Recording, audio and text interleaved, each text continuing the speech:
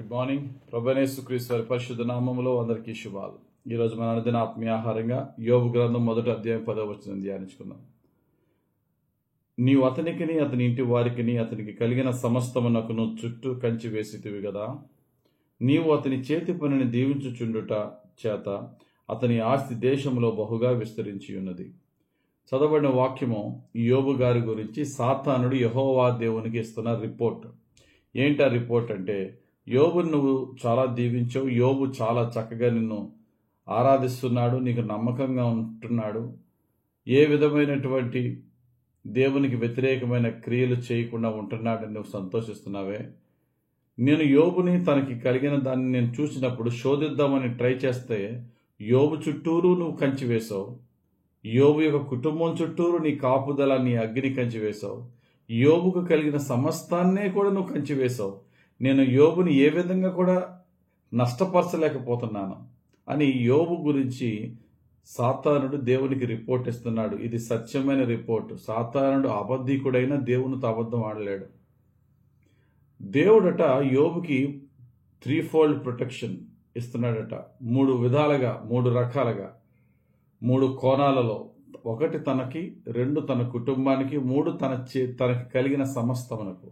ఇటువంటి కాపుదల యోబుకు మాత్రమేనా, ఇంకా ఎవరికైనా ఉంటుందంటే, యోబు వలె నమ్మకంగా దేవుని వెంబడించి మన అందరము కూడా అటువంటి ప్రొటెక్షన్ పొందుకుంటాం. ఎప్పుడు యోబు వలె నమ్మకంగా దేవుని వెంబడించినట్లయితే. మొట్టమొదటి ఎవరికట? యోబు కంటే మనకి, తర్వాత మన కుటుంబానికి, తర్వాత మనకు కలిగిన సమస్తానికి. యెహోవా యందు భయభక్తులు గల వాని చుట్టూ ఆయన దూత కావలి ఉండి వారిని రక్షించునని కీర్తన గ్రంథం 34వ కీర్తన 7వ వచనంలో మనం చూస్తున్నాం. మనం దేవుని పట్ల భయభక్తులు ఉంటే మన చుట్టూరు దేవుని దూతలు కావలి ఉంటాయి. రెండవదిగా మన కుటుంబానికి ఈ దేవుని విశ్వాసం ఉంచు, నీవును నీ ఇంటి వారు రక్షింపబడతారని అపోస్తలుల కార్యాలు 16వ అధ్యాయం 31వ వచనంలో పౌలు భక్తులు చెప్తున్నారు. అంటే నీ విశ్వాసము, నీ భయభక్తులు, నీ వల్ల నీ కుటుంబం అంతా రక్షింపబడుతుంది.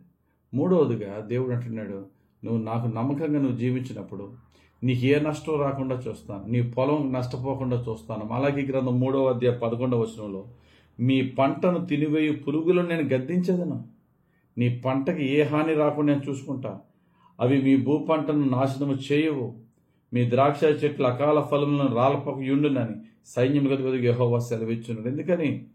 నా ప్రొటెక్షన్ నీ పంటకు కూడా ఉంటుంది.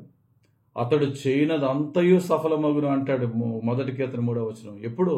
అతడు దేవుని యందు భయభక్తులు కలిగిన వాడు కనుక. ఒబేదెదోము జీవితం చూడండి. దేవుని మందసాన్ని ఒబేదెదోము తన ఇంట్లో పెట్టినప్పుడు ఇటువంటి 3-fold బ్లెస్సింగ్ మన ఒబేదెదోము జీవితంలో మనం చూస్తాం. దేవుడు ఒబేదెదోమును, అతని ఇంటి వారిని, అతనికి కలిగిన సమస్తమును దీవించినని ఉంటుంది. 2వ సమూయేలు గ్రంథం 6వ అధ్యాయం 11-12 వచనం. యెహోవా మందసము 3 నెలలు గిత్తీయుడగు ఒబేదెదోము ఇంట్లో ఉండగా యెహోవా ఒబేదెదోమును అతని ఇంటి వారిని అందరిని ఆశీర్వదించాను.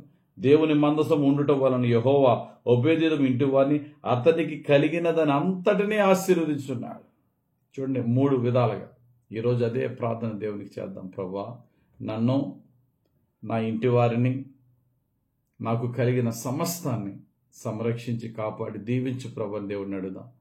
దేవునికి నమ్మకంగా జీవిద్దాం. ఒక యోబు వలె దేవుని ఇష్టంగా ఆరాధించి దేవుని పని చేద్దాం. ఒబేదెదోము వలె దేవుని ద్వారా మనము, మన ఇంటి వారము, మనకు కలిగిన సమస్తము సంరక్షింపబడి దీవింపబడి ఫలిద్దాం. యేసయ్యకు సాక్షిగా జీవిద్దాం. దేవుడి మాటలు మన జీవితంలో నెరవేర్చును గాక.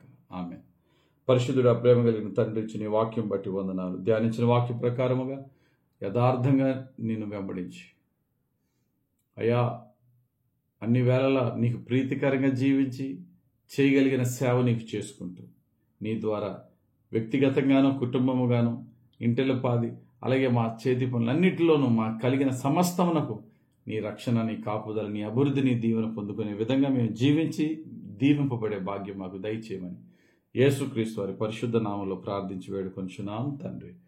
ఆమేన్. తండ్రి యొక్కయు, కుమారుని యొక్కయు, పరిశుద్ధాత్మ దేవుని అభిషేకం హెచ్చుగా మనపై దిగి వచ్చి మనలను, మన కుటుంబస్తులను, మనకు కలిగిన సమస్తాన్ని యేసయ్య సంరక్షించి కాపాడి దీవించును గాక. Amen. God bless you. Have a very blessed day.